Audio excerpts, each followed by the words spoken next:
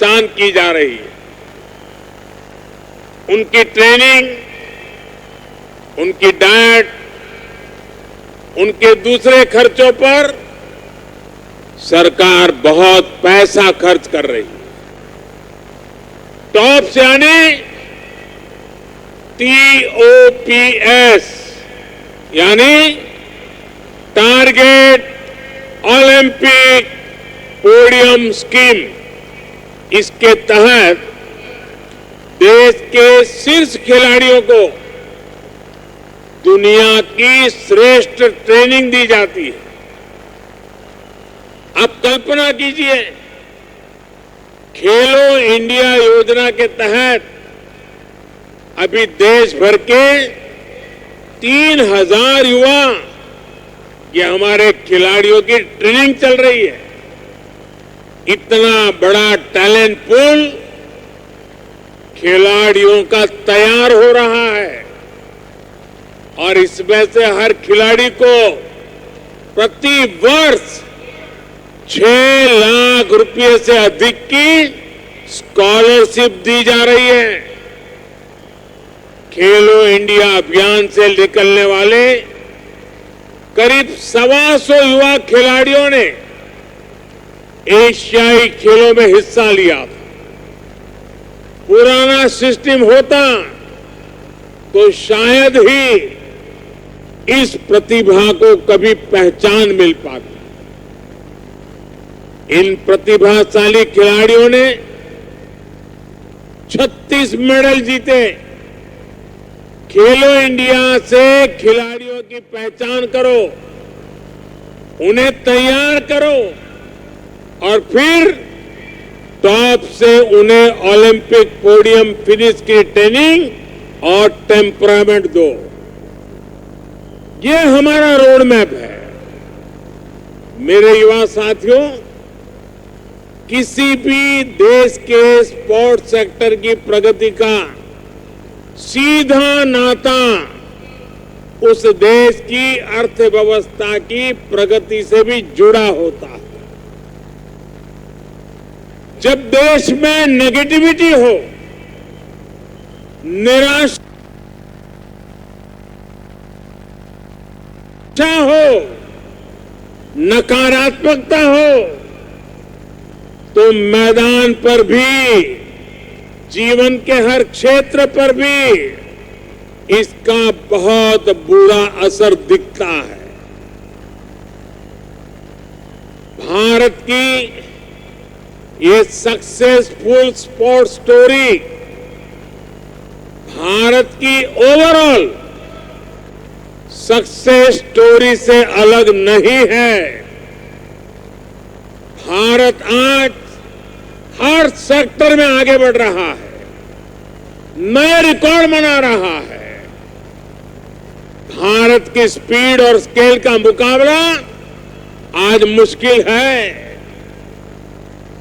भारत कैसे आगे बढ़ रहा है, इसका अंदाजा आपको बीते 30 दिनों के काम और उपलब्धियों से मिलेगा।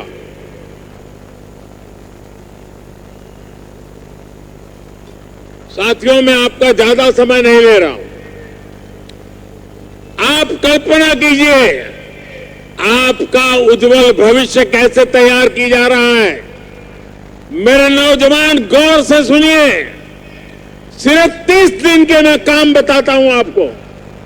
पिछले 30-35 दिन में क्या हुआ है, और आपको लगेगा अगर इस स्पीड और स्केल से देश आगे बढ़ रहा है तो आपके उज्जवल भविष्य की मोदी की गारंटी पक्की है।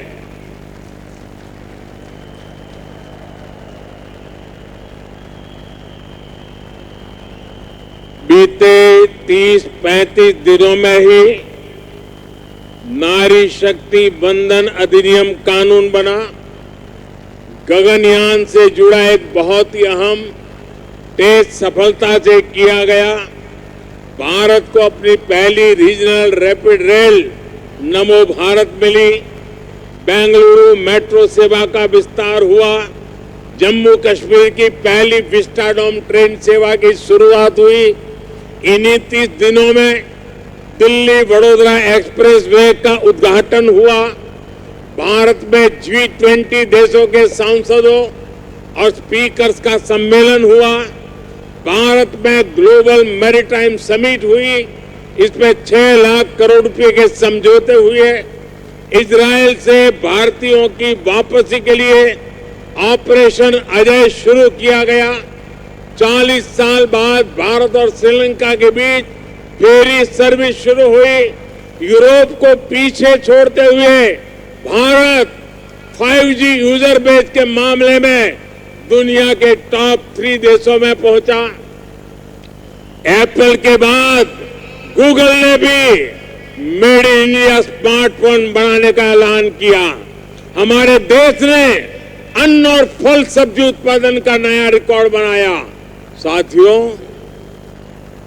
ये तो अभी हाफ टाइम हुआ है। अभी मेरे पास गिनाने को और भी बहुत कुछ है।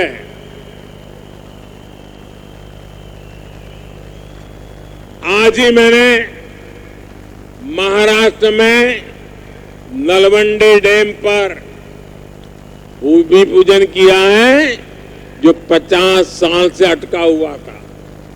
बीते 30 दिनों में ही तेलंगाना में 6,000 करोड़ रुपए के सुपर थर्मल पावर प्रोजेक्ट का लोकार्पण हुआ।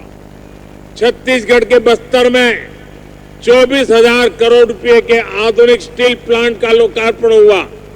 राजस्थान में महसाणा, बठिंडा, गुरदासपुर गैस पाइपलाइन के एक सेक्शन का लोकार्पण हुआ।